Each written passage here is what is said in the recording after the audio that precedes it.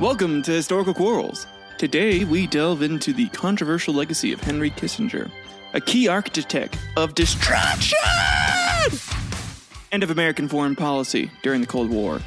As National Security Advisor and Secretary of State, Kissinger's strategies influenced global events from the Vietnam War to covert operations in Latin America and beyond. While he is credited with a significant amount of diplomatic achievements, such as opening relations with China, his tenure is also marked by allegations of war crimes and support for repressive regimes. So join us as we explore the complex and very, very contentious impact of Henry Kissinger on world history.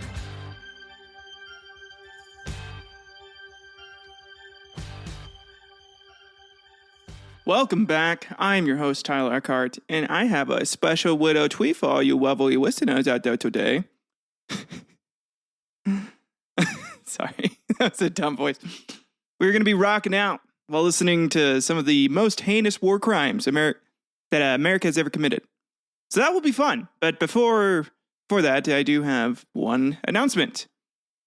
We will be getting official new logos, intros, outros, and so much more pretty goddamn soon here for both shows we are currently doing. So be on the lookout for that. The main logo for this show, Historical Quarrels, isn't changing. It's still going to be like that microphone, just, kind of like all tan papered up. How it looks currently. That's still going to be the official logo, like the brand logo for it. Just the cover art for the show. So the things that you'll see on like Apple Podcasts and I guess whenever you look up the show, like the channel art and stuff too, that will be changing.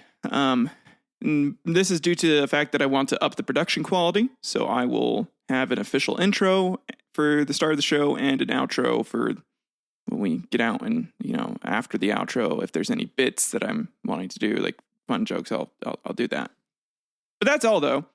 Just wanted to warn you all before we started doing that, so you can be on the lookout for it in about a month or two. But with that out of the way, let's go ahead and dive into what has to be one of the most controversial figures to ever escape from Nazi Germany, Henry motherfucking Kissinger. You are listening to Historical Quarrels. For those of you that don't know, Henry Kissinger is a prominent and controversial figure in American foreign policy, known for his roles as National Security Advisor and Secretary of State under Presidents Richard Nixon and Gerald Ford. He was born in Germany in 1923. Kissinger fled Nazi persecution with his family in 1938, eventually settling in the United States. He rose to prominence as an academic at Harvard University, where he developed a reputation for his expertise in international relations and strategic diplomacy. Oh, God.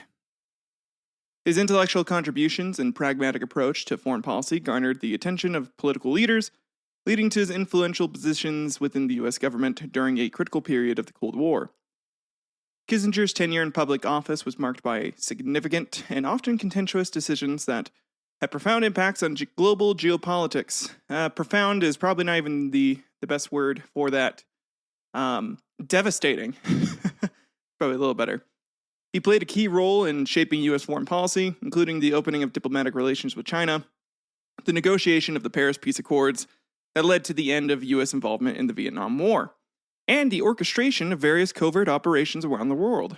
Despite these achievements, some of the allegations and war crimes and some of the evidence for those allegations are pretty damning, if I'm going to be very honest.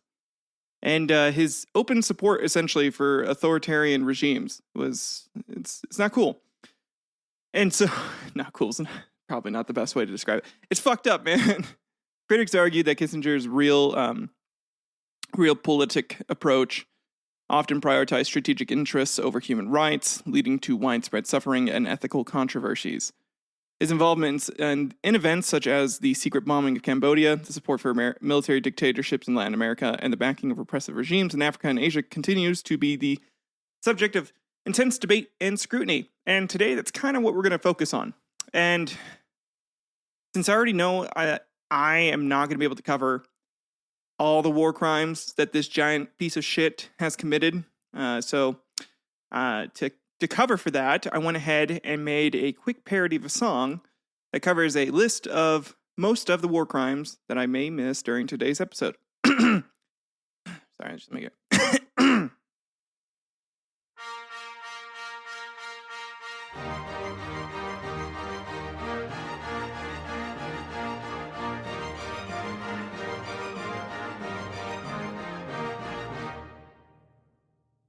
I am the very model of a modern major general. I have information, vegetable, animal, and mineral. I've known the rules of warfare, and I quote the crimes historical from Nuremberg to Geneva in orders categorical. I'm versed in heinous actions and in policies quite cynical, from willful killing, torture to deportation clinical, and crimes like forced transfers and starvation as a strategy with many grievous acts of which there's plenty of reality. Plenty of reality.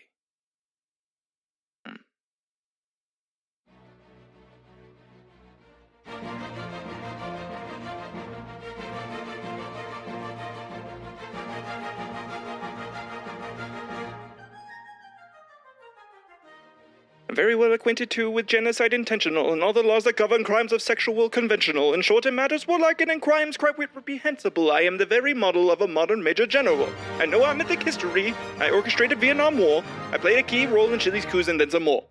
From Cambodia's bombings to East Timor's misery, the list of actions sanctioned by me reads like a litany. I can tell you all the methods used for covert operations and justify each tactic in geopolitical relations. I've overseen the massacres and coups both small and massive with policies that critics often label quite aggressive.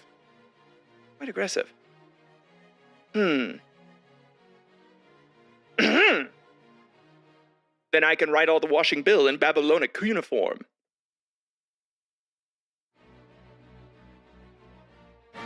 And tell you every detail of unlawful uniform.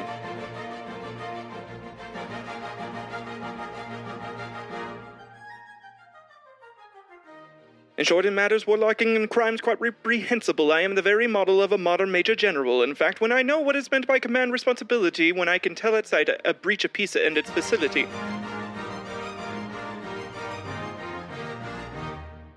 When such affairs are sorties and attacks on civilians, I'm more wary at, and when I know precisely what is meant by commissariat.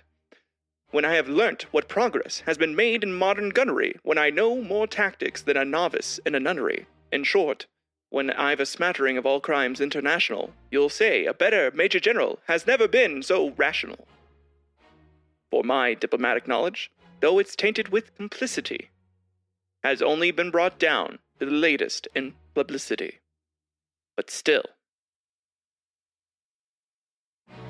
in matters warlocking crimes are quite reprehensible. I am the very model of a modern major general. I've ordered willful killing and torture most inhumane, directed countless bombings and the sufferings of the civilian plain. I've overseen the forced deportations and the cruelest hostilities, and covered up the war crimes with the skill of cold facilities. From napalm to starvation, every cool tool's within my grasp, and yet I talk of peace as though it's freedom that I clasp. In truth, my legacy is a mix of power and hypocrisy, but my history will judge my acts as facts or mere apostasy.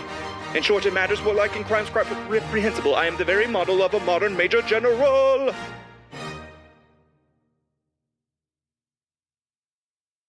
I know that wasn't amazing, but fuck, I tried. So,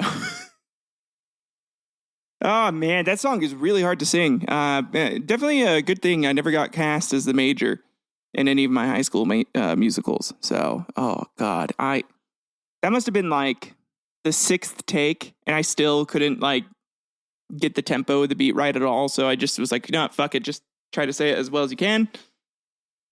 I do better with heavy metal anyways. You guys will hear that later on. It'll sound cool. But yeah, there you go. So if I missed some, well, I'm sorry. But it's time to move on to our timeline for this sleazy son of a bitch. So Henry Kissinger was born May 27th, 1923 in Fürth, Bavaria, Germany. His parents were Louis Kissinger, who was a school teacher, and Paula Stern Kissinger.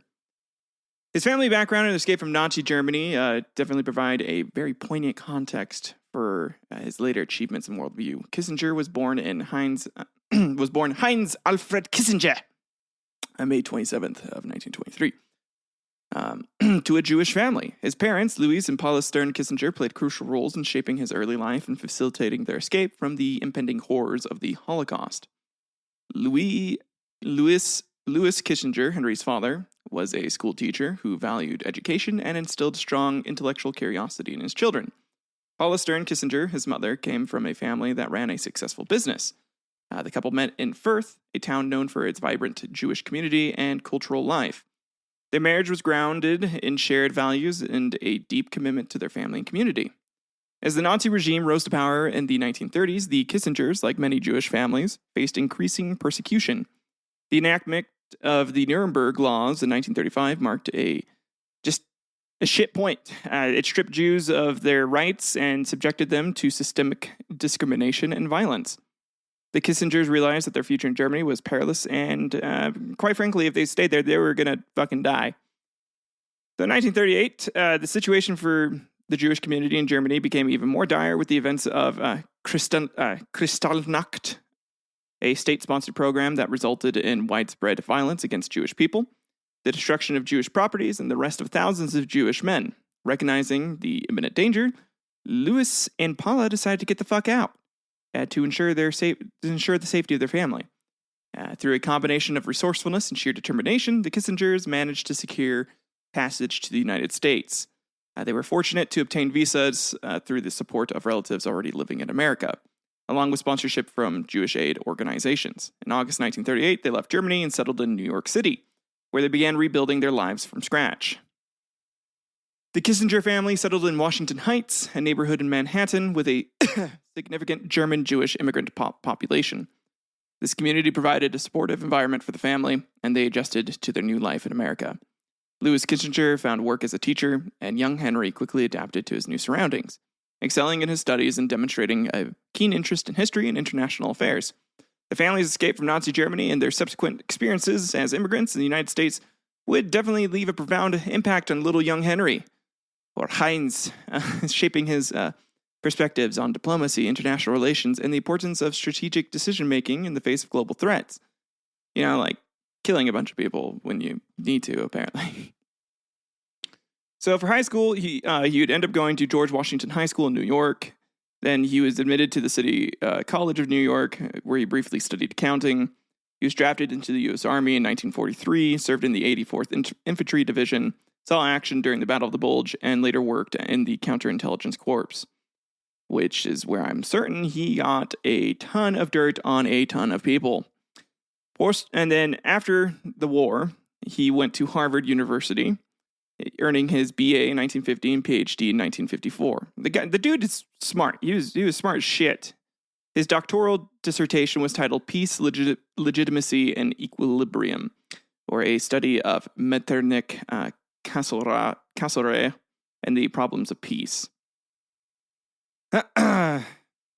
So, with his dissertation and with getting his doctorate, here we can see that this guy was brilliant. He was set on a path for success from the post-war on, and from honestly getting into the intelligence corps as well. So he graduated summa cum laude in 1950. It was a testament to his academic prowess and dedication. Kissinger's time at Harvard was not just about academic excellence, it also marked the beginning of his network building. So he became associated with influential figures such as William Yandell Elliott, his mentor, who played a significant role in shaping his political ideology. Elliott was a well-known political theorist. He introduced Kissinger to the complexities of international politics and the importance of realpolitik, a perspective that would dominate Kissinger's later career. The mentorship provided Kissinger with both intellectual guidance and important connections within the academic and political spheres. And for those of you who don't know what realpolitik is, let me give you a brief description.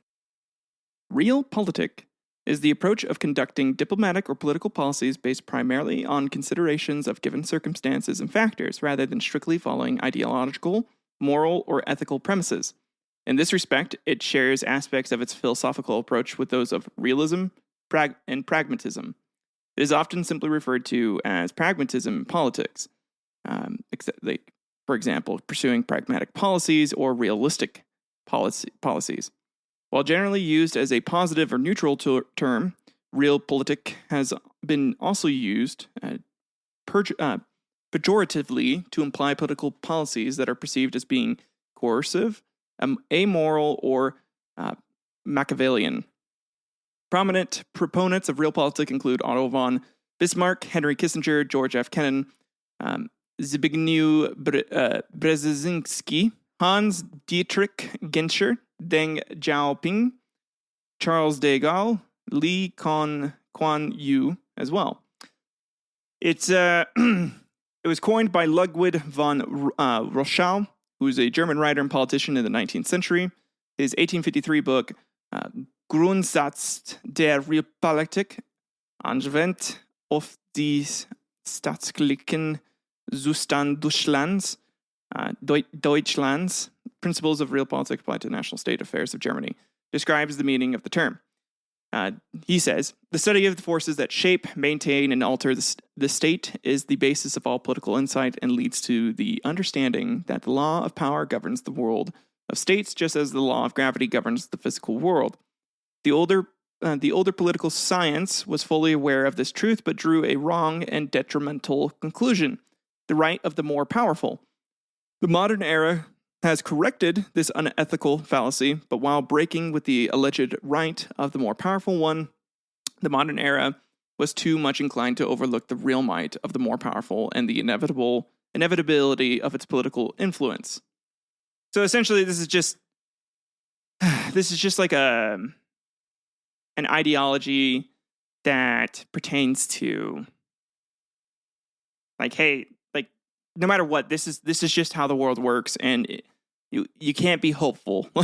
It's kind of, it seems like a bit of a Debbie Downer. It's like, you can't be hopeful that people are going to change. You have to be realistic, and you have to be practical when it comes to a lot of these things. You can't just like put emotions into your policies, which I kind of agree with, but at the same time, I also disagree with. I feel like there are certain things that need to be emotional, and there are certain things that need to be practical. And I think a good government just needs to have a balance of those mindsets, essentially, between an emotional place and a practical place. And once you have a good balance, I think you'll have the majority of people happy, and you won't have to worry too much about your government being overthrown by a bunch of extremists. So, anyways, pursuing a PhD at Harvard, this allowed Kissinger to delve deeper into his interests. His dissertation, Peace, Legitimacy, and the Equilibrium, explored the diplomatic strategies of European statesmen like Metternich and Cassara in the 19th century. This work was not just an academic exercise, but a foundation for his future diplomatic strategies. And his analysis of balance of power politics and the importance of strategic alliances foreshadowed his own approach to international relations. This scholarly work earned him a PhD in 1954, solidifying his reputation as a formidable intellectual in political science. So, I mean, for all of his faults, the guy was, he knew his shit, but he also just knew how to get his way, which is part of the problem in most of his covert operations that he ends up doing. Upon completing his doctorate, Kissinger joined the Harvard faculty, where he taught government and international affairs.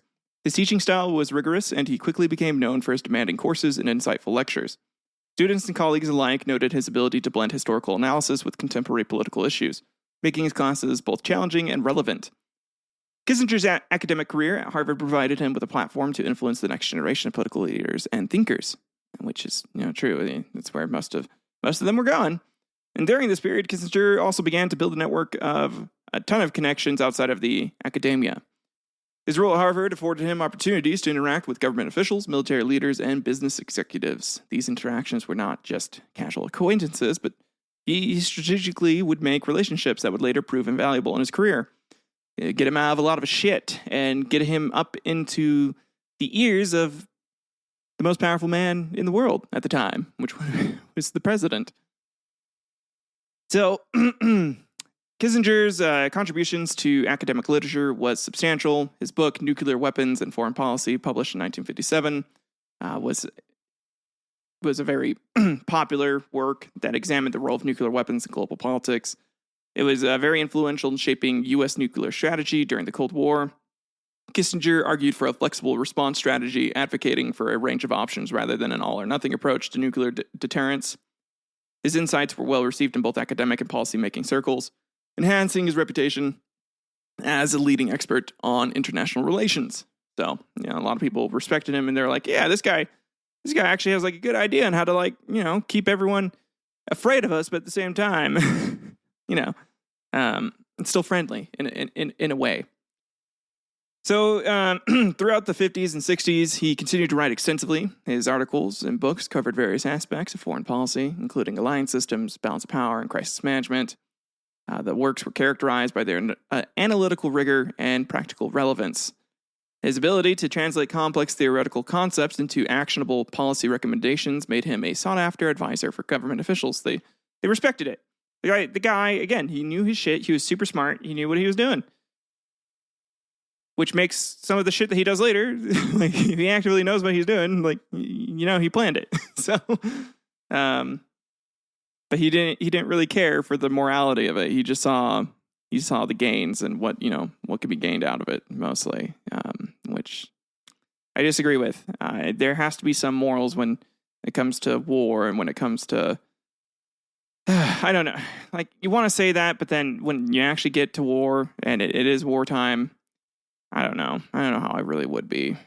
So I'm going to have a very difficult time judging Kissinger today based off of the fact that I've never been in his shoes or situations like that where I've had to essentially determine the lives of thousands or millions of people. So, but in summary, his post-war education and early academic career would be what leads him, and essentially he laid his groundwork for his later roles as prominent advisors and policymakers, demonstrating the powerful intersection of academia and practical politics. So, then here in the 60s, he began advising political campaigns and U.S. government officials, including Nelson, Rockefeller, and later Richard Nixon during his presidential campaign. But in addition to Rockefeller and Nixon, it is also said in some unnamed sources that Kissinger was also involved with another shadier figure from history, and even helped him write a hit song to dissuade some people off of his trail. Right. Henry Kissinger aided none other than William Bradford, intergalactic space vampire, and helped him write a song that was going to be originally played during the first ever Super Bowl to enthrall America into his evil whims. And there's a recording of him singing it out there. Well, not Kissinger, but William Bradford singing the song. And so I wanted to go ahead and share this with you guys. It was supposed to be set for the first ever Super Bowl in 1967, but they ended up just going with some university students instead. But here you go.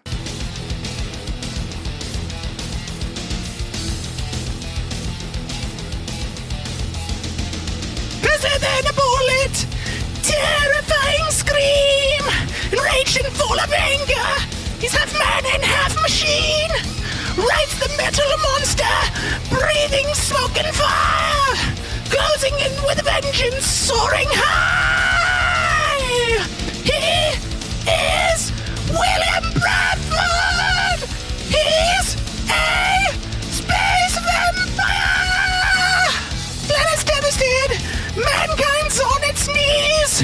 A savior comes from out the skies in answer to the pleas. Through the boiling clouds of thunder, blasting bolts of steel, soon all shall kneel.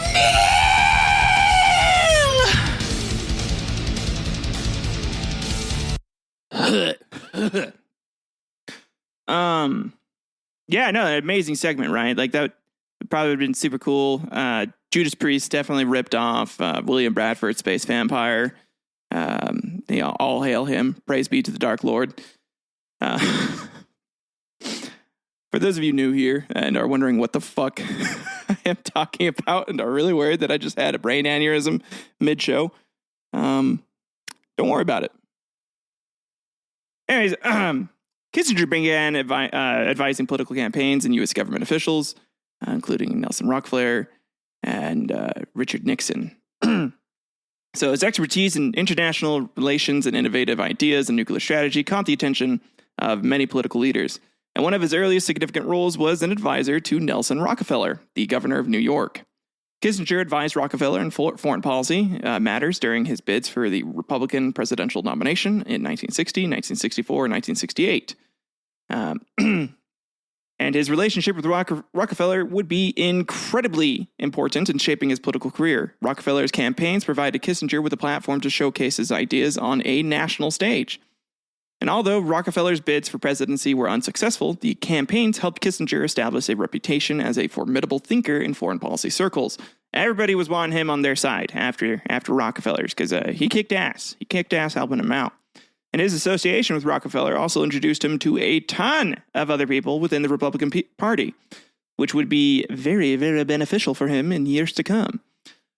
So, during the 1968 presidential campaign, Kissinger transitioned from advising Rockefeller to advising Richard Nixon. And this would be the main turning point in his career. Nixon recognized Kissinger's expertise and potential value to his campaign, particularly regarding foreign policy. His strategic thinking and detailed knowledge of international affairs were critical assets to Nixon, who was keen on developing a robust foreign policy platform to distinguish himself from his opponents. And this advisory role during Nixon's campaign was characterized by his behind-the-scenes influence. This is where he starts being like a shadow puppet master, basically. He provided Nixon with critical insights into the global political landscape, helping to shape Nixon's foreign policy positions. And this collaboration would be the main groundwork for Kissinger's future appointment to a key position within Nixon's administration. So this is how he breaks into the world government stage, right? This is his main little breakthrough here. So in 1969, following Nixon's election victory, Kissinger was appointed as the National Security Advisor. And this appointment marked the beginning of one of the most influential and controversial tenures in U.S. foreign policy history. As National Security Advisor, Kissinger wielded significant power, often overshadowing other key figures in the administration. His appointment was a testament to Nixon's trust in him due to, helping him get the presidency partially. And there's some allegations there that I couldn't find a bunch of substantial proof for, like essentially Kissinger helped him get some like dirt on opponents or helped him like set a few people up so that way to make sure that Nixon would get elected. I couldn't find a whole lot of like truth in there, but there's some people say that. So I just wanted to point that out. So his approach to the role, Kissinger's approach to the role as National Security Advisor was mostly just strategic. He established a tightly controlled system for managing national security decisions, centralizing authority within the National Security Council. This system, often referred to as the NSC system, allowed Kissinger to effectively coordinate and oversee U.S. foreign policy, like just almost completely. And his methodical approach ensured that decisions were made based on comprehensive analysis and strategic considerations, and mainly his considerations. One of Kissinger's first and most pressing challenges as the National Security Advisor was the Vietnam War. The conflict had already been dragging on for years, with significant casualties and mounting public opposition. Kissinger immediately began working on strategies to manage and ultimately resolve the war. His approach involved a combination of negotiations and military actions designed to achieve a favorable outcome for the United States. Favorable meaning no one else gets anything but us. Anyone that like complains about some shit, too bad for you. So the strategy for Vietnam was encapsulated in his policy of, quote, Vietnamization, which aimed to gradually withdraw U.S. troops while simultaneously building up South Vietnamese forces to take over the combat role. This policy was intended to reduce American casualties and shift the burden of the war to the South Vietnamese, thereby addressing domestic opposition to the war. Additionally, Kissinger was engaged in secret negotiations with North Vietnamese officials. And these were in secret. And if you guys want to look that up, there's a citation here on independentco.uk News World. You can look it up. I have the link to where I got a lot of this information in my show notes. So check it out. Significant aspect of the strategy was also the expansion of the war into neighboring Cambodia and Laos. He believed that cutting off the North Vietnamese supply lines through these countries was essential to weakening the enemy's capabilities. And this would lead eventually to the controversial covert bombing campaigns in Cambodia and Laos, which were covered up. We'll go over that here in a little bit. But for now, let's talk about the first peace talks. The Paris peace talks were an essential effort to ending the Vietnam War. These involved negotiations between the U.S., South Vietnam, and North Vietnam, and the Viet Cong. And as these talks progressed, Henry Kissinger, then a relatively unknown academic and consultant, found himself at the center of a deeply controversial allegation. It was claimed that he had been covertly passing information to Richard Nixon's campaign, undermining the negotiations for political gain, like on purpose. One of the most compelling accounts comes from Clark Clifford, then Secretary of Defense, who expressed profound frustration and disbelief over the alleged interference. Clifford, a key figure in the Johnson administration, believed that the peace talks had a genuine chance of success until the sudden and unexpected stalling of negotiations. He later remarked, quote, "We had come so close, and yet it was like watching a mirage vanish. The sudden resistance from the South Vietnamese delegation didn't make sense until the full picture emerged," end quote. Anna Chenault, a prominent Republican activist and Nixon supporter, played a pivotal role in this episode. According to FBI surveillance and later reports, Chenault acted as an intermediary between Nixon's campaign and the South Vietnamese officials. In her conversations, she reportedly urged the South Vietnamese to resist any agreements until after the U.S. elections, promising them a better deal under a Nixon administration, which is so fucked up, man. The amount of people that died while this shit was being stalled, like hundreds of thousands, and they did it for political gain. They did it on purpose so they could get more political power and stay in power. And in a later interview, Chenault ambiguously admitted, quote, "I was only trying to help ensure the best possible outcome for our country," end quote.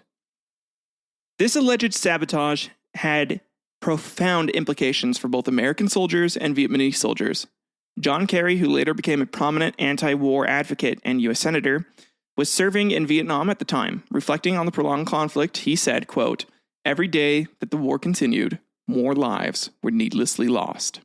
If there was a chance to end it earlier, it should have been seized, not sabotaged for political gain," which is so true.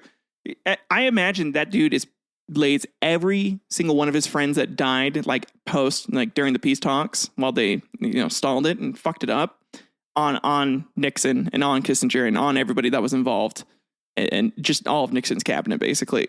And I don't blame them. Vietnamese civilians bore the brunt of the war's continuation. When T. Binh, who was part of the Viet Cong delegation, later expressed her deep disappointment and anger over the alleged interference, saying, quote, "We were prepared for peace, but the deceit and delay meant more suffering for our people. It was a betrayal of the highest order," end quote, she stated in a memoir. So, and the full extent of the alleged sabotage remained hidden for years, and this was largely due to the covert nature of the communications and high stakes involved. The Nixon campaign's meticulous cover-ups efforts included maintaining plausible deniability and discrediting any leaks. So any leaks that came out, they'd just be like, this person is a traitor to the country. They're just doing this to make money. They're doing this just to ruin our nation. How dare they? And Nixon's subsequent actions as president, including the very controversial expansions of the war into Cambodia and Laos, diverted most attention away from the origins of his campaign's interference. And one of the key elements of the cover-up was the dismissal of any accusations as politically motivated fabrications. It was all lies to make sure Nixon couldn't become president. It was all lies. So in a conversation recorded in the White House tapes, Nixon and his aides discussed strategies to counter any emerging evidence, saying, quote, "We have to make sure that this doesn't stick. Discredit anyone who brings it up." Nixon reportedly told H.R. Haldeman and his chief of staff. So, and this had a ton of consequences. So not only did it prolong the Vietnam War, but it also casted a very long shadow over American political ethics. This was like the start of everybody starting to look at America and being like, you guys are fucking monsters. You're like, we're monsters, basically. And the war continued for several more years, resulting in tens of thousands of additional deaths and further societal divisions within the United States. For Henry Kissinger, the allegations would become one of many controversies that marked his career, and while he would go on to serve as National Security Advisor and Secretary of State and even win a Nobel Peace Prize, the specter of these talks and the alleged interference would always linger in the background just a little bit. Not that much, though. Not that much at all. Because Kissinger himself has constantly denied any wrongdoings, maintaining that he was a dedicated servant of peace. Sure you were. So, from 1969 to 1973, Henry Kissinger, while serving as the National Security Advisor and Secretary of State, would orchestrate a covert bombing campaign in Cambodia. This operation was known as Operation Menu. It was intended to target North Vietnamese forces hiding in Cambodian sanctuaries. The bombing campaign was conducted without the knowledge of the U.S. Congress and the American public. So, Congress had no idea about this shit that was going on, and the public didn't fucking know. This is one of the most controversial aspects of his tenure as the National Security Advisor. So, let's go ahead and read some testimonies now from a couple of survivors of the bombings. So, survivors of the bombings have provided multiple harrowing accounts of the destruction and chaos inflicted upon Cambodian villages. Ms. Lorne, who was a Cambodian villager, recounted the terror of living under constant bombardment, saying, quote, "One day, American aircraft just started appearing overhead. We had no frame of reference for why this was happening, but they soon came to fear these machines. For years on end, we were terrorized by them," she said. Her brother was killed by a helicopter gunship attack, and she lost several other family members to artillery fire. For minimal gains to essentially try and take out some North Vietnamese supply lines for a war that we honestly we didn't really need to get all that involved in. And I know some people will argue with me on that, but I understand the spread of communism and the fear of, more communist countries propping up. But that wasn't our war to really fight at the time. I think there was a bunch of other matters that we needed to take care of that were more pressing, a little bit more important. With war and just war in general,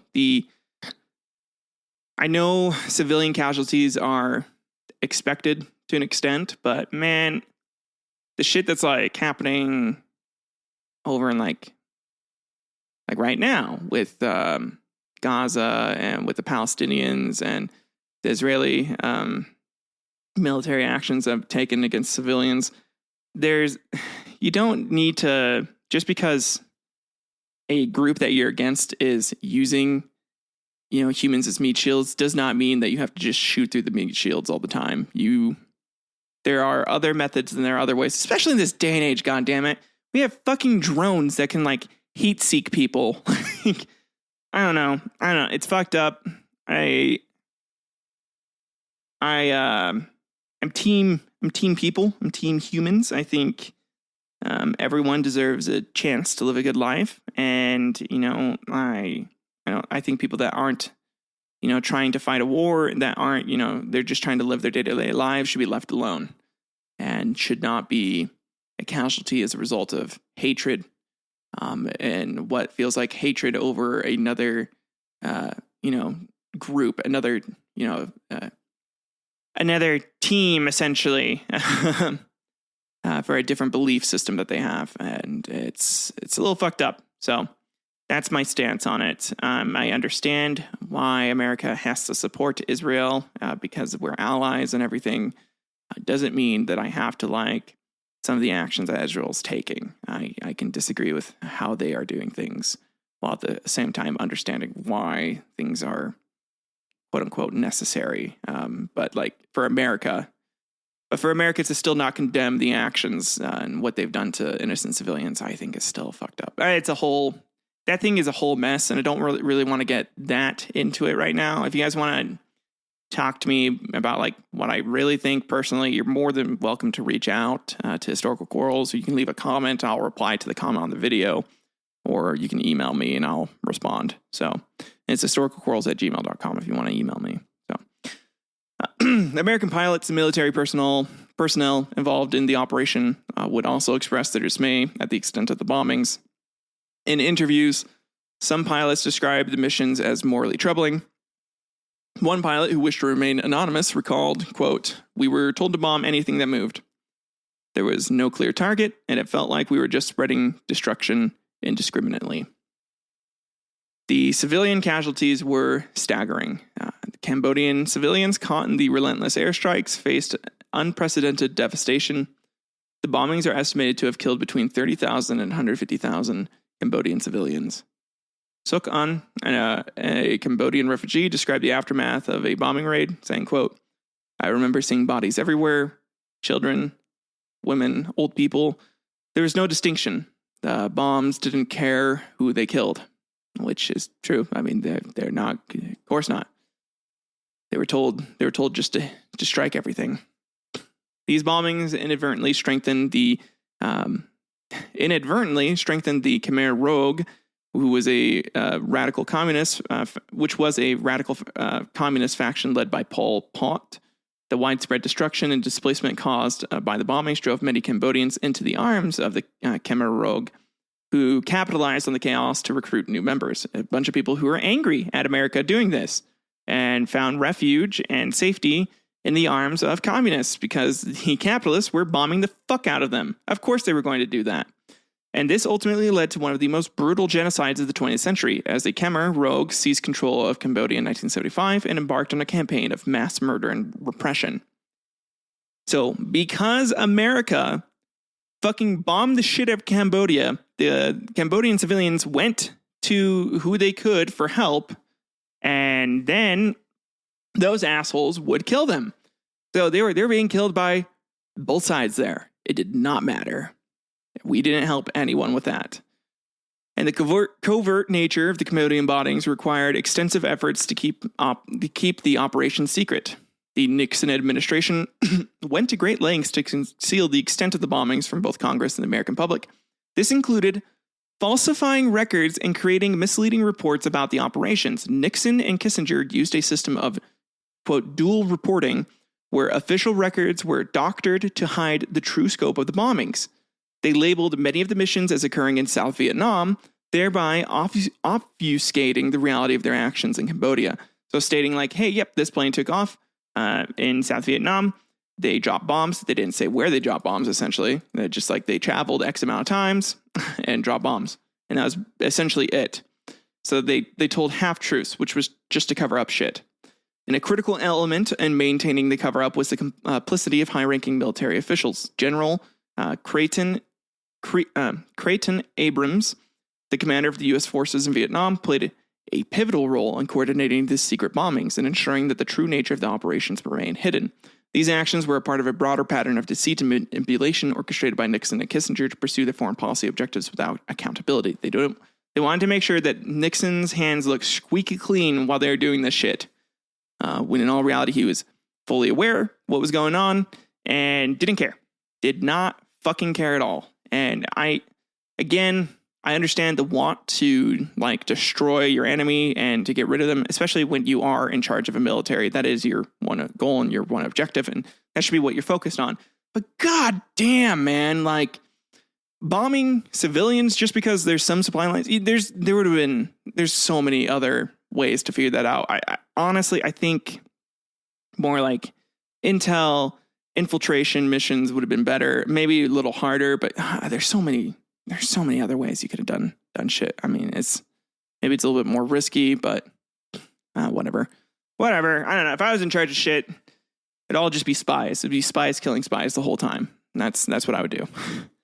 Much easier, much less casualties, and a little bit more fun in some ways, because you just kind of like essentially pick the best of the best, and then you send them on secret missions, and then the best of the best kill each other in different countries secretly. And that's a little easier, I think, in my opinion, than just hundreds of thousands of people dying needlessly. Not to say that killing the best of the best is great either. Preferably you could kill no one and you could just get the information that you need to, I don't know, like essentially work through peace talks, figure out like what your opponent is scared of and just like threaten them with it, or figure out what they have and just be like, okay, listen, we're willing to come to this concession if you do X thing, and then, realize they're not aware of like other things that you have. There's so much that you can do. But these bombings had a ton of consequences that would go very far, just beyond the immediate devastation, right?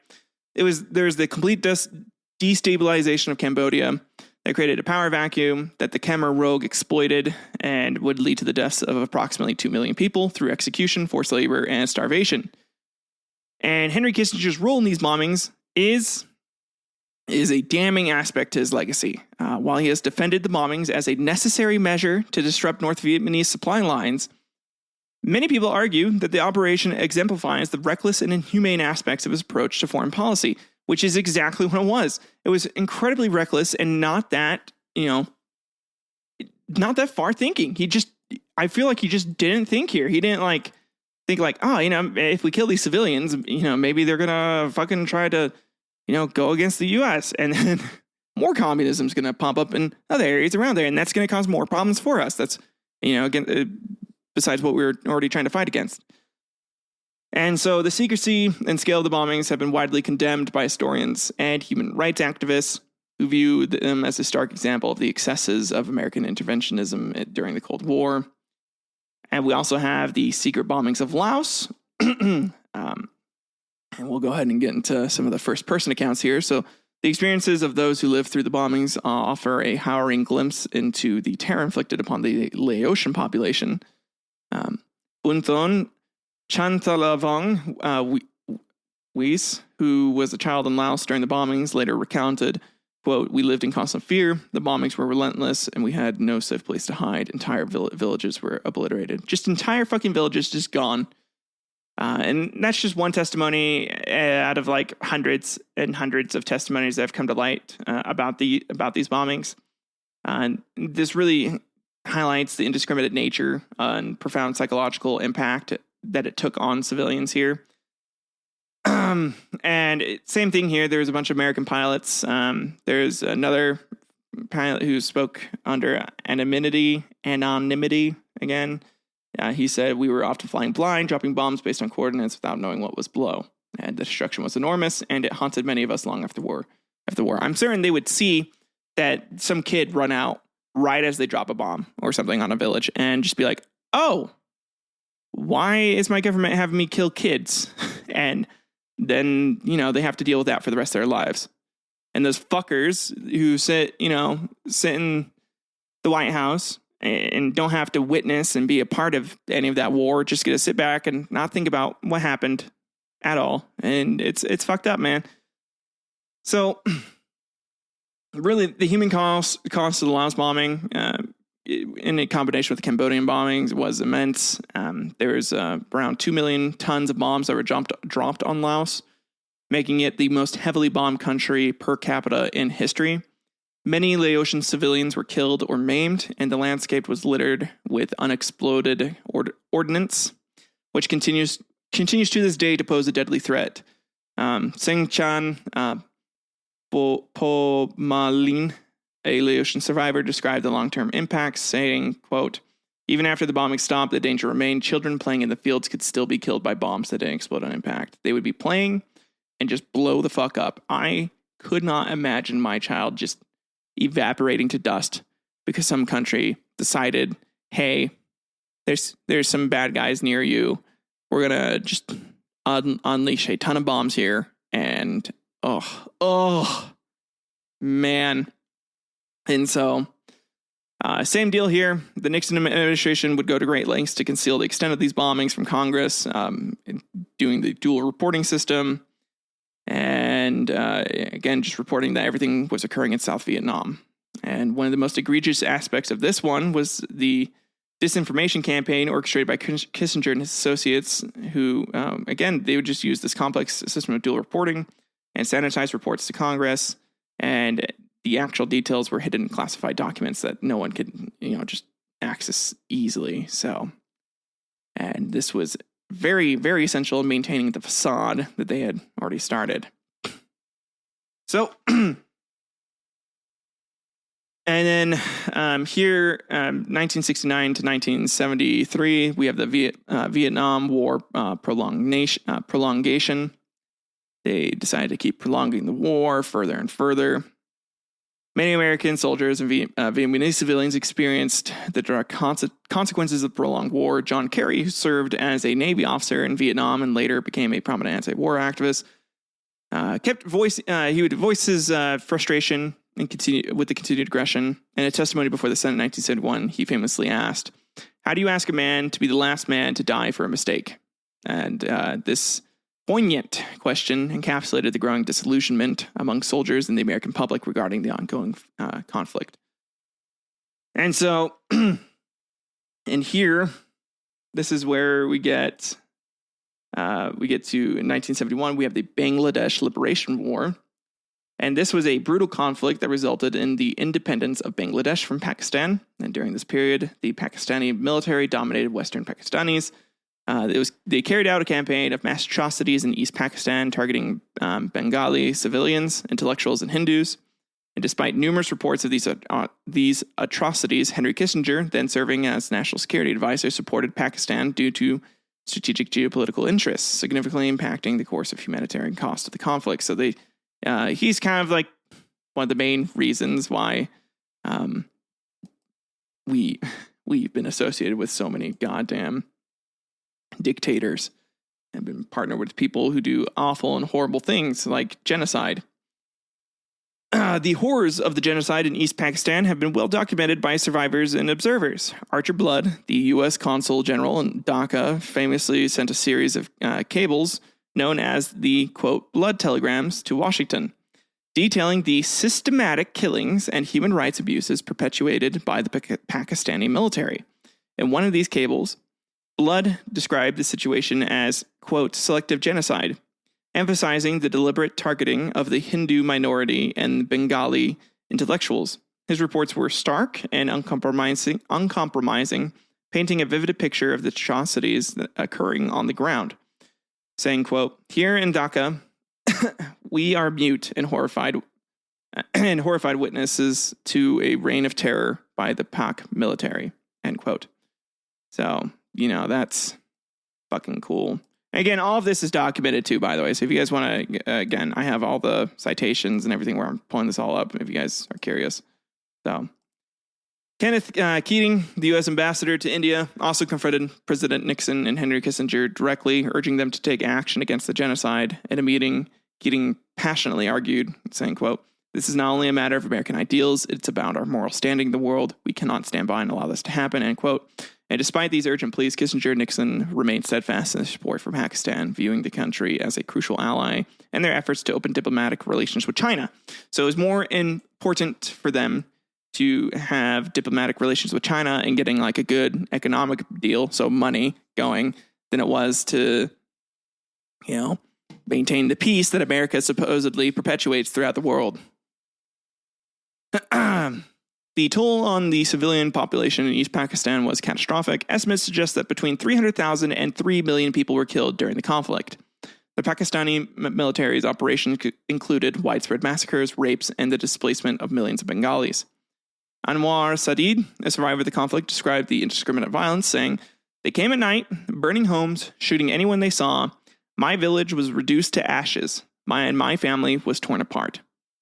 And he is one of many firsthand accounts that really underscore the immense human suffering that characterized the genocide that was enacted upon the Bengali and Hindu population there.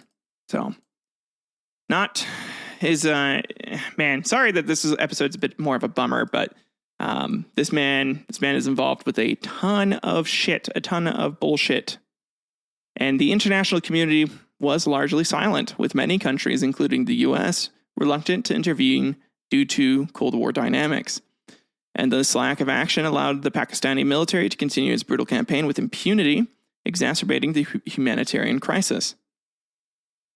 And Kissinger's support for Pakistan during the genocide was just for, again, he wanted to establish a strategic alliance with China. And Pakistan was a crucial intermediary in this effort. They essentially was like, hey, this guy's cool with us doing this shit. So, China, you should be cool with them. And so Kissinger and Nixon believed in maintaining strong relations with Pakistan would be the paramount for success of their broader foreign policy goals that would lead to opening of relations with China in 1972.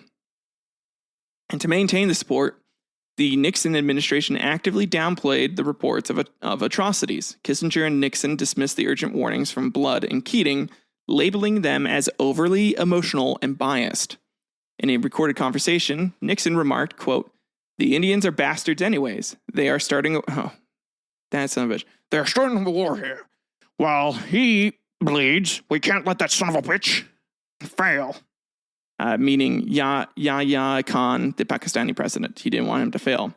And this dismissive attitude underscored the administration's prioritization of strategic interest over humanitarian concerns. And that was basically the entirety of the Nixon administration. That's what they did. And then we have the Chilean coup in 1973. In the early 1970s, Chile was a focal point in the Cold War struggle for influence in Latin America. President Salvador Allende, who was a Marxist, was elected in 1970 and began implementing socialist policies that included nationalizing industries and collectivizing agriculture. The U.S. government, under the Nixon administration with Henry Kissinger as National Security Advisor and later Secretary of State, viewed Allende's government as a significant threat to its interests in the region. And so, Kissinger would get involved to destabilize Allende's government and ultimately contributed to the military coup on September 11th of 1973. A ton of shit happens on September 11th. Like, a ton of shit militarily happens on September 11th, I've noticed. It's just like a day for awful things to happen, it seems like. So, there's a bunch of first-hand accounts from the Chileans who lived through the coup and its aftermath that would provide a very dark picture of the impact of U.S. intervention. Isabel Letelier, the widow of Orlando Letelier, a former Chilean diplomat who was assassinated by Pinochet's agents in Washington, D.C., spoke about the terror of the coup, saying, quote, "We heard the jets overhead, the explosions. My husband and I knew it was the end of democracy in Chile. She recounted the fear and uncertainty of those initial days of the coup were echoed by many who experienced a sudden violent shift from democracy to dictatorship. Peter Kornbluh, a historian who has extensively studied U.S. involvement in Chile, noted in his book, The Pinochet File, how Kissinger's direct actions contributed to the destabilization. Kornbluh writes, saying, quote, "Kissinger played a central role in orchestrating economic and political pressure to create the conditions for a coup. His fingerprints are all over the intelligence operations and economic warfare that set the stage for Pinochet's rise."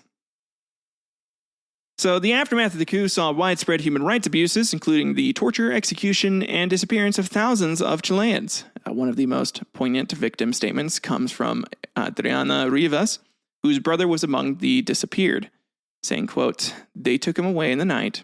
We never saw him again. We were left with nothing but fear and unanswered questions," she said, end quote.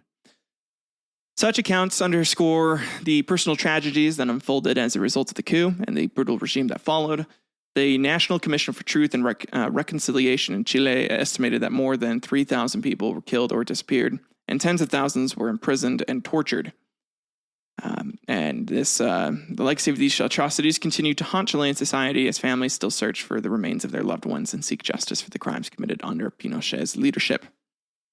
The Nixon administration, with Kissinger as a key player, engaged in covert operations to destabilize the government from the outset of his presidency. Through a combination of economic sanctions, covert funding to opposition groups, and support for military conspirators, the U.S. sought to create a climate ripe for a coup. The CIA's involvement in these efforts is well documented, with declassified documents revealing the extent of U.S. meddling in Chilean politics. Kissinger's involvement in the coup was part of a broader strategy to prevent the spread of communism in Latin America. His infamous quote, "I don't see why we need to stand by and watch a country go communist due to the irresponsibility of its own people," end quote, reflects the cold calculus that underpinned the U.S. foreign policy at the time, which was stop communism at all fucking costs. And the moral and ethical implications for this approach have been the subject of intense criticism and debate. Lots of people are like, well, I mean, you needed to stop communism, but it's like, did we?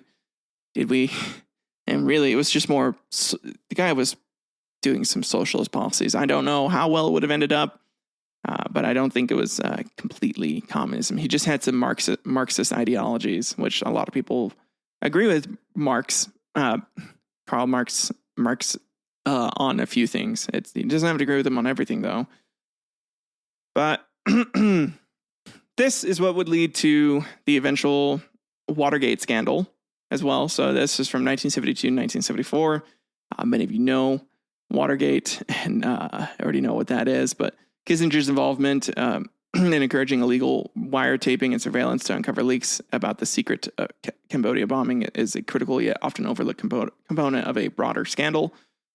So Bob Woodward and Carl Bernstein, who were the Washington Post journalists who uncovered much of the Watergate scandal, have detailed how the culture of surveillance and secrecy pervaded the Nixon administration. In their book, All the President's Men, they describe how the administration, driven by a desire to control leaks and maintain secrecy about operations like the Cambodia bombing, resorted to illegal activities.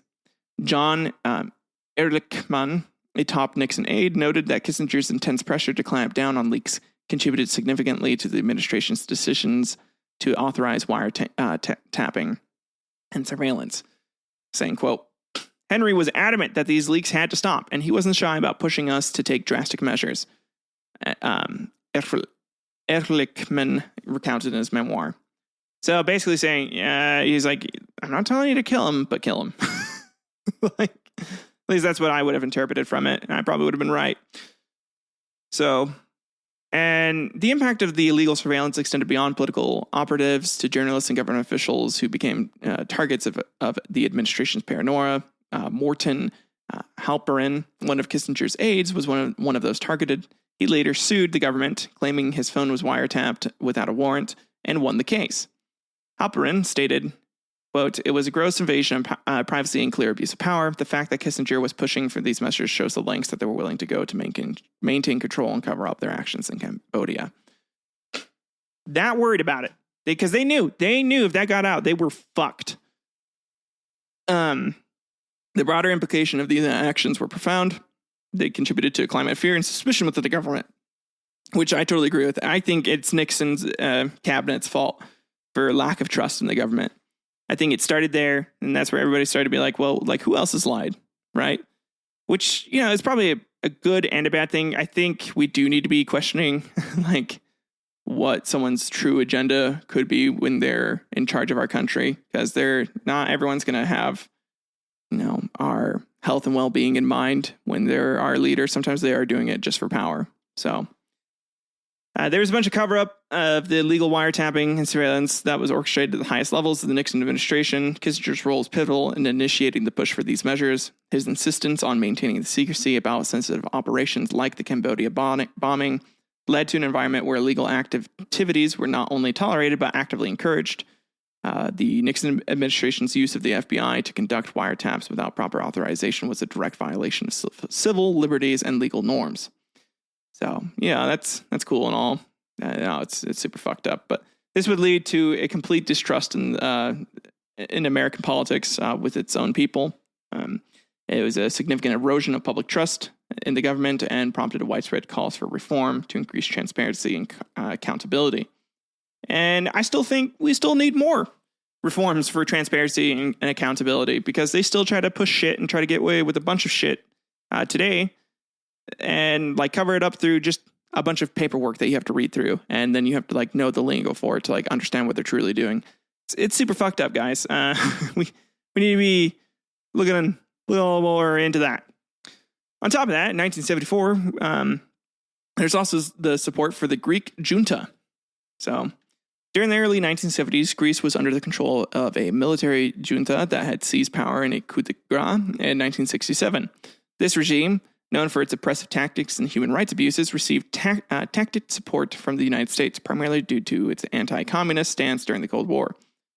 They were just happy that they didn't like communism. They're like, that's an ally right there. That's who we want to be with. These child rapists, fucking assholes. That's the ally the U.S. wants.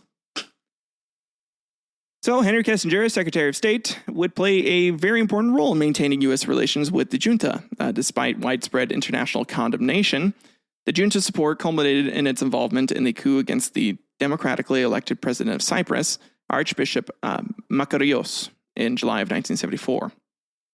So, yeah, that's pretty shitty. Super shitty. U.S., goddamn you. Yeah, I don't know. I don't know what else to say here. Like, again, if you guys still think that he's a good person, just I don't know, just keep listening, I guess, because we're getting to some more bullshit here. The coup against Makarios and the subsequent Turkish invasion of Cyprus had devastating effects on the island's population. Archbishop Makarios, in a radio broadcast from Paphos after escaping the assassination attempt, described the events, saying, quote, "The coup was organized by the Greek junta and instigated by the Greek officers manning the National Guard. I denounced them before the people of Cyprus and the whole world." His escape was narrow, and his words highlighted the betrayal of the Greek military officers who were supposed to defend the island. In Washington, State Department officials were divided on the U.S. stance towards the Greek junta and its actions in Cyprus. Thomas Boyett, a senior State Department official, later criticized Kissinger's approach, stating, quote, "We knew the junta was behind the coup. It was a clear violation of Cypriot sovereignty, and our response was utterly inadequate. Kissinger's policy was driven by Cold War calculations, disregarding the human cost," which seems to be a progressive statement of real politic, essentially. This guy was so consumed by just being in numbers and being practical and being pragmatic, he forgot that humans were involved, essentially, that real humans existed. I'm certain if it was his family, and maybe not, I don't know, but I think if it was his family that was there, or, you know, if it was like in the U.S., he'd be a lot more careful about how they were doing such things, or who they were allying themselves with. And so the impact of the Greek junta's actions and the Turkish invasion on the people of Cyprus was profound. Thousands were killed, and many more were displaced, quote unquote. Kyriakos Papadopoulos, a Cypriot refugee, recounted the chaos and suffering, saying, quote, "Our village was bombed, and we had to flee with nothing but the clothes." Our city was bombed, sorry. "We had to flee with nothing but the clothes on our backs. We lived in refugee camps for years, and many of our friends and family were killed or went missing." So, you know, just again, lots of things like this, and I'm including a lot of these victim statements in here, so you know that there's actual human cost here. I feel like a lot of people forget. You just view civilians and the casualties as just numbers. You forget that these people had families, that they had lives, they had friends, they had connections. You forget that they lived a life, man, much of the same life that you live currently, and I think we just need to be reminded of that, and these victim statements are a way to do that. It's a way for us to like connect and, you know, understand and empathize with people.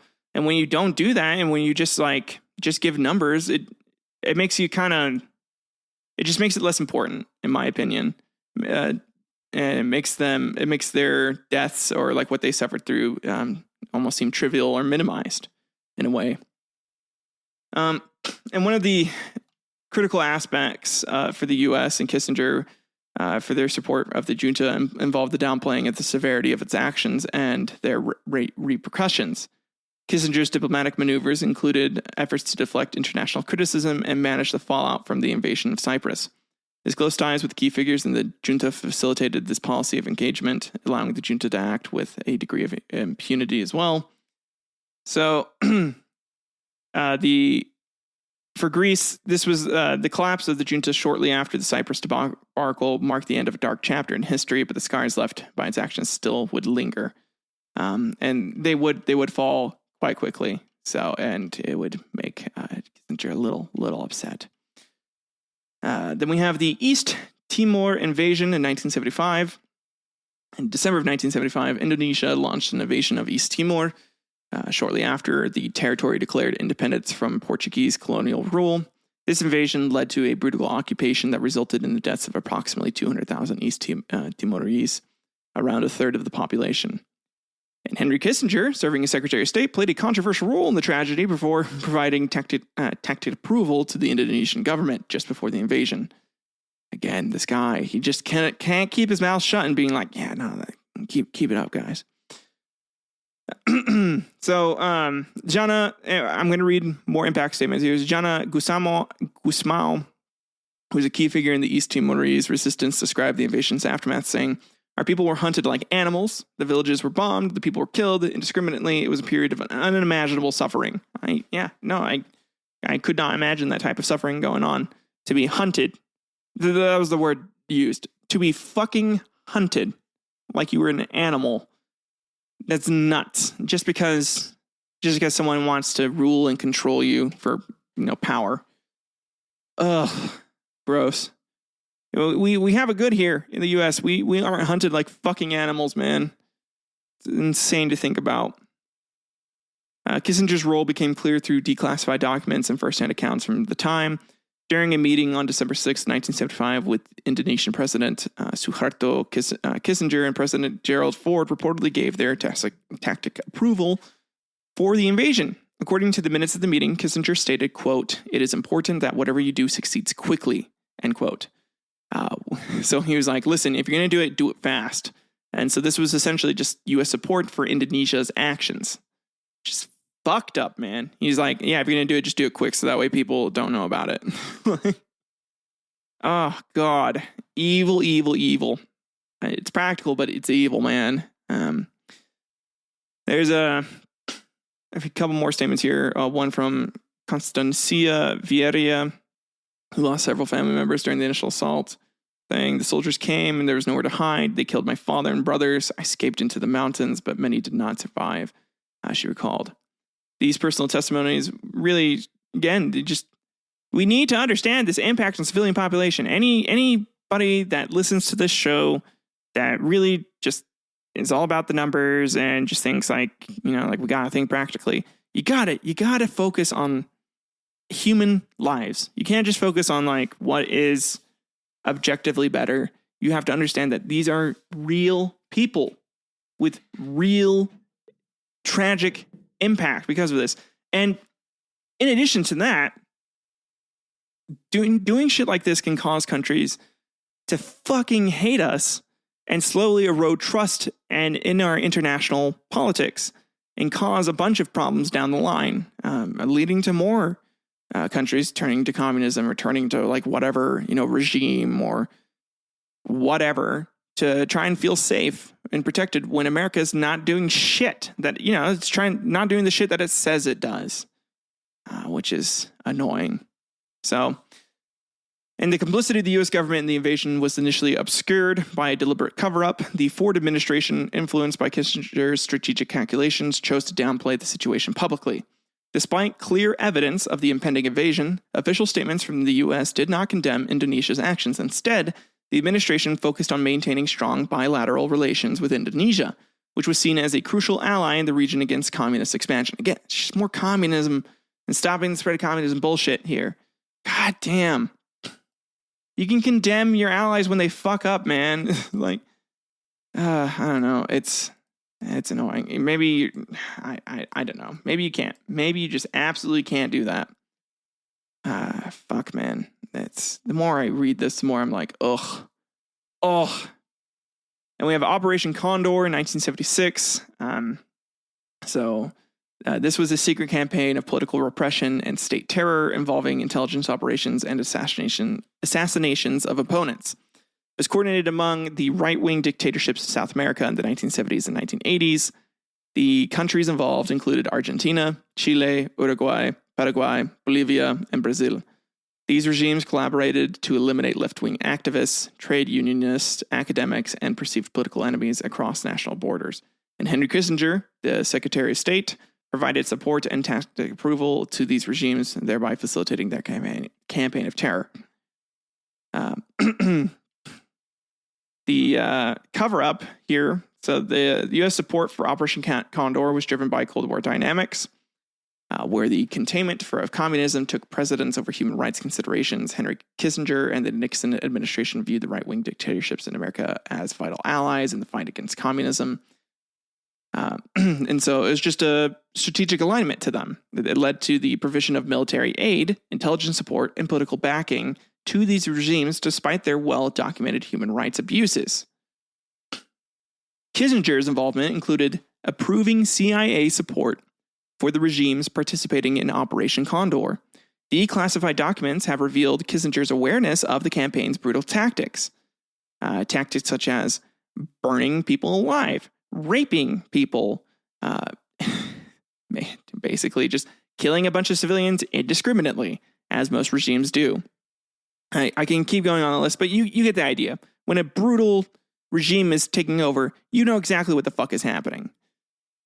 A 1976 State Department cable indicated that Kissinger had been briefed on Condor's objectives and tactics, but chose not to intervene. The cable stated, quote, Kissinger has given the green light to Condor operations, seeing them as a necessary measure in the fight against communism. Like, you had to do anything and everything to stop communism. You had to become a monster to stop it, essentially, is what he thought. And man, many of the victims' families are still searching for the remains of their loved ones throughout because of these regimes. They are seeking justice and accountability still. The atrocities committed under Operation Condor have been the subject of numerous truth and reconciliation commissions in South America, which have documented the extensive human rights violations and the role that the U.S. in supporting these regimes. And the international condemnation of Operation Condor and the gradual uncovering of the truth have led to increased awareness and calls for accountability. Efforts to prosecute those responsible for the atrocities continue, and the historical record has been significantly enriched by the testimonies of survivors and the declassification of critical documents. The lessons of Operation Condor serve as a stark reminder to the dangers of unchecked state power and the importance of defending human rights against all forms of political repression. So, in addition to that, we also have the Angolan Civil War. So that's right. Yeah, we have more. We have more as well to keep going over. So we have the Angolan Civil War, which began in 1975 following Angola's independence from Portugal. And this is where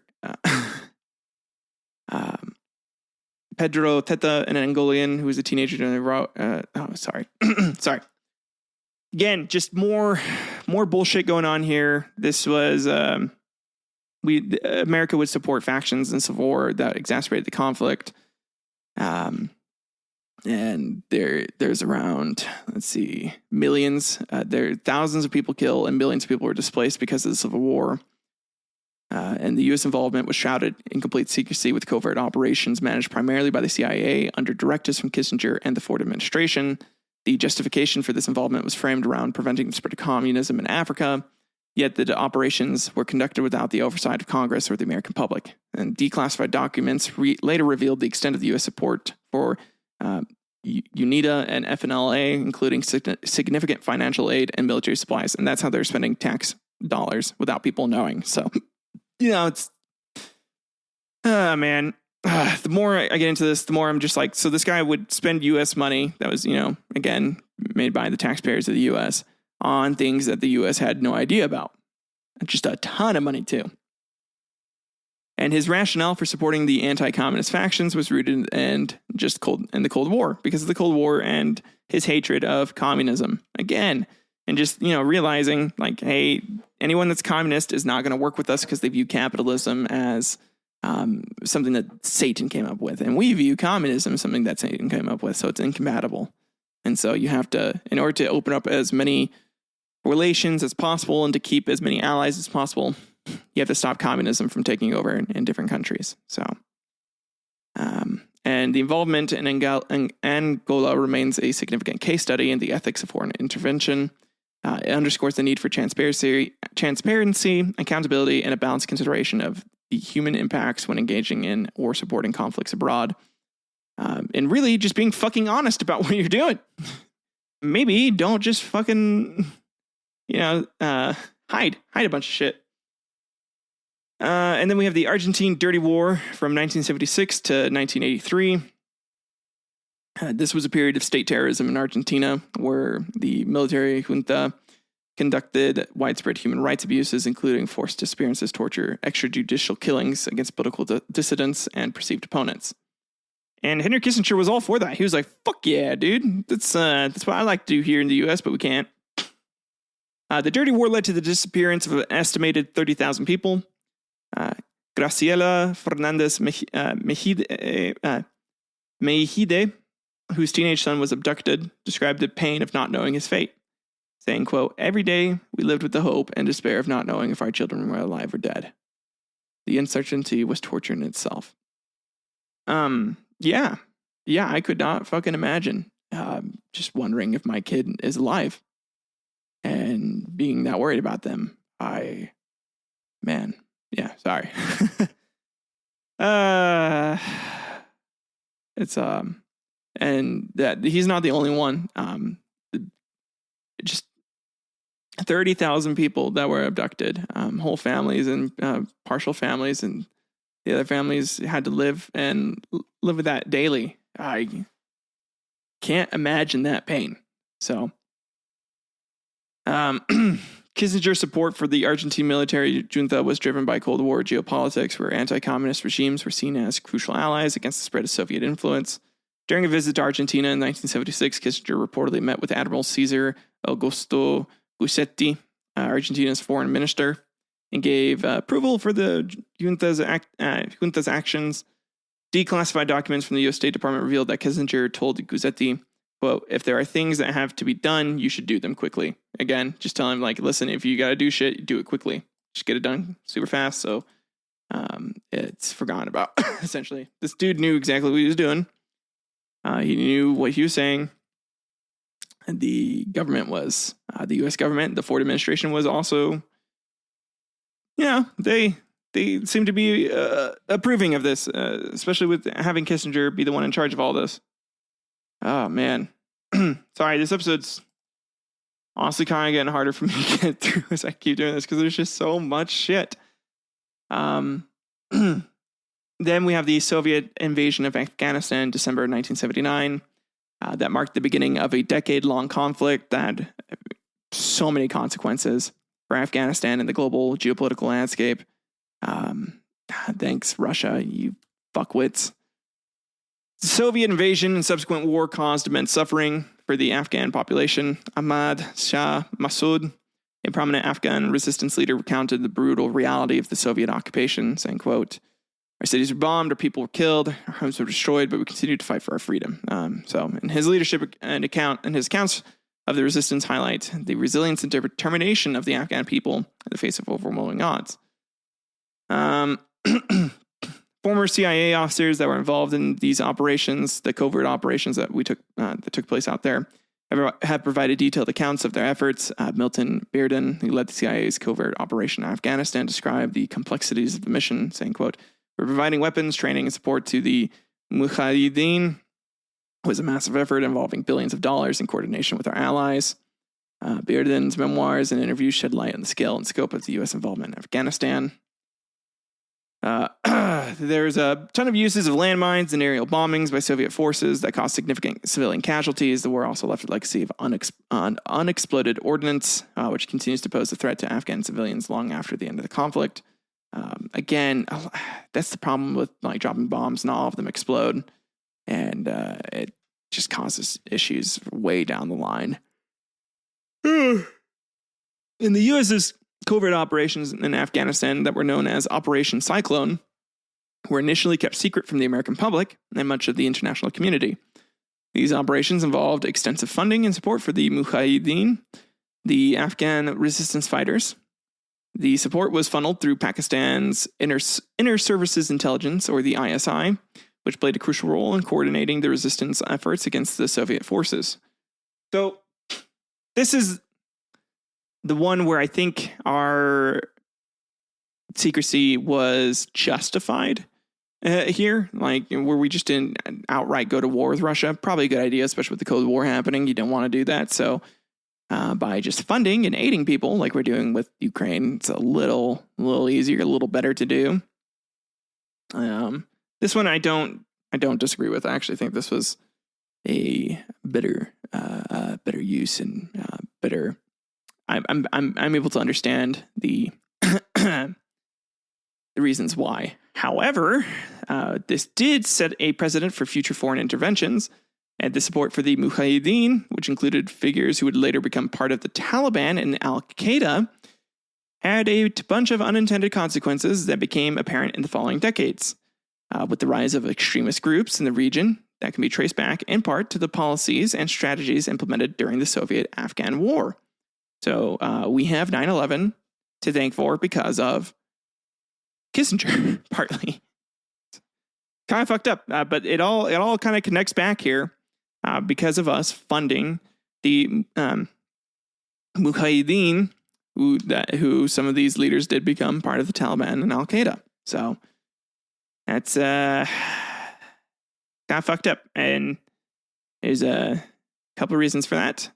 But moving on, we have the Mozambique and Angola conflicts. The Angola conflicts again, so 1965, 1980. And those are still just continuing during this time. We also have the Rhodesian Bush War. This was known as the Zimbabwean War of Liberation. It was a protracted conflict from 1964 to 1979 between the white minority government of Rhodesia, now Zimbabwe, and the African nationalist movements. Henry Kissinger, during his tenure as Secretary of State, supported the white minority government, led by Ian Smith, contributing to the continuation of the conflict and suffering of the African population. So, racist, basically. It probably wasn't just racism. It was like, these people, the white minority government were going to be a little easier to ally with, probably, than the Zimbabwean and the African nationalists. So, and this period saw a significant amount of human suffering, with both sides committing atrocities. So there's no heroes here. This is again another one where it's like both sides sucked. African nationalists, primarily organized under the Zimbabwe African National Union, or ZANU for short, and the Zimbabwe African People's Union, or ZAPU, fought for the majority rule against the Rhodesian government. Samuel Nkomo, a freedom fighter with ZAPU, described harsh conditions, saying, quote, "We lived in constant danger, hiding in the bush, facing attacks from the Rhodesian army.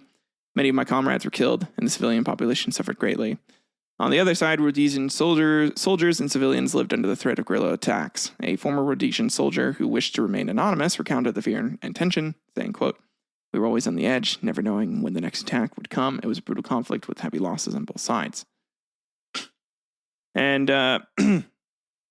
again, the reason for these cover-ups and the connections here is just more policy rooted in Cold War geopolitics, prioritizing the containment of communism over the promotion of human rights.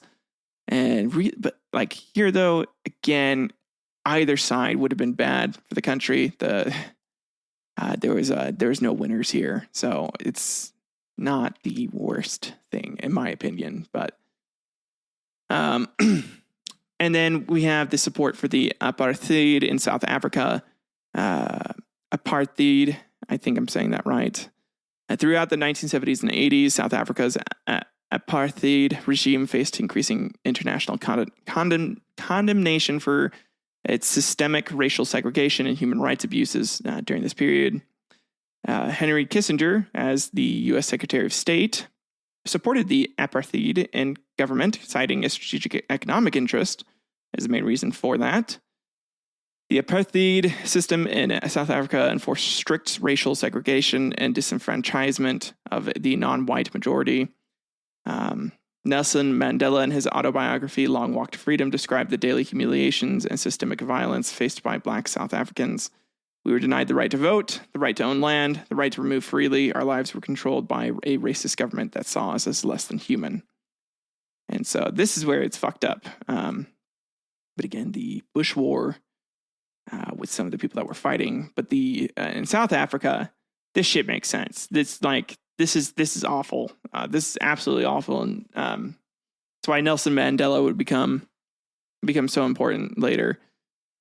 Human rights activists and political leaders worldwide condemned the apartheid regime. Archbishop Desmond Tutu, a prominent anti-apartheid figure, frequently spoke out against the injustices, and his Nobel Peace Prize acceptance speech in 1984 Tutu called the apartheid evil, immoral, and unchristian. He empathized the global community's responsibility to stand up against such oppression and criticized nations that supported the regime.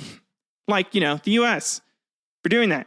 Fucking assholes. But, the U.S. was still kind of, and still honestly is, in a lot of ways, racist and, just doesn't give a shit about anybody besides white people. So, and then we had the Philippines martial law in 1972, 1981. And this here would, again, more death tolls, just so much death. And then we have the Iran-Iraq War of 1980 to 1988. This was one of the deadliest conflicts of the late 20th centuries, resulting in over 1 million casualties and widespread destruction. Henry Kissinger, though no longer Secretary of State during the war, was involved in shaping and advising U.S. policies that influenced the duration and intensity of the conflict. So, just to kind of go over how he's involved in this, since he's not directly involved, it's still kind of attributed to him. Declassified documents and reports reveal that the U.S. was aware of Iraq's use of chemical weapons, but chose to overlook these violations to maintain strategic relations with Baghdad. The Reagan administration, with Kissinger as an influential advisor, prioritized the geopolitical objective of weakening Iran over addressing the humanitarian and ethical implications of supporting a regime that engaged in war crimes. Yeah, it would lead to pissing a ton of people off over there in the Middle East as well. So, the conflict left a legacy of bitterness and trauma, with both nations facing the long-term consequences of their wartime experiences. The economic toil was enormous, with both countries struggling to rebuild their infrastructures and economies in the aftermath. For Henry Kissinger, his involvement in shaping U.S. policies that supported Iraq during the war is a significant aspect of his legacy. Critics argue that his actions contributed to the prolongation of the conflict and the exacerbation of human suffering. The support is seen as a part of a broader pattern of Cold War era policies that often prioritize strategic objectives over humanitarian considerations. And that brings us to the end of today's episode. I know that there's more shit that he's involved in, but I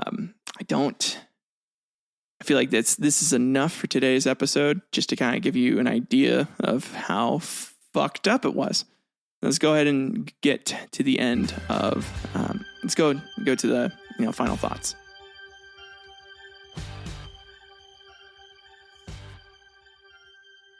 Well, we did it, boys. We made it to the end. It was a lot of victim statements, man. Should kind of made me sad, made me a little depressed reading through it again.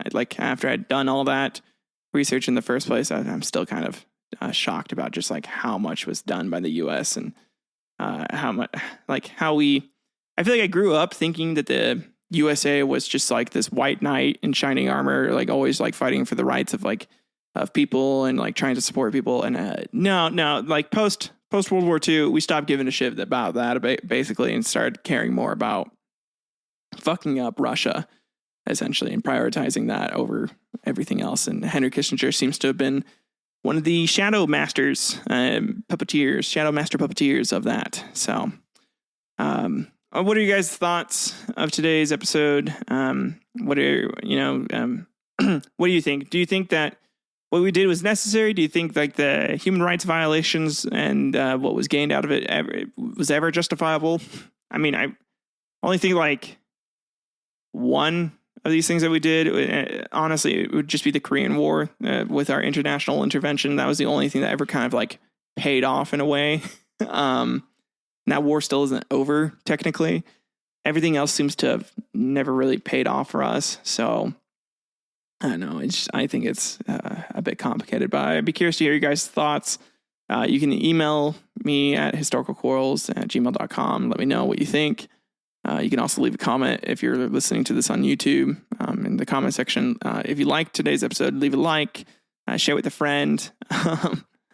Hopefully my singing didn't disturb too many of you. I was just trying to have fun with it, goof off a little bit.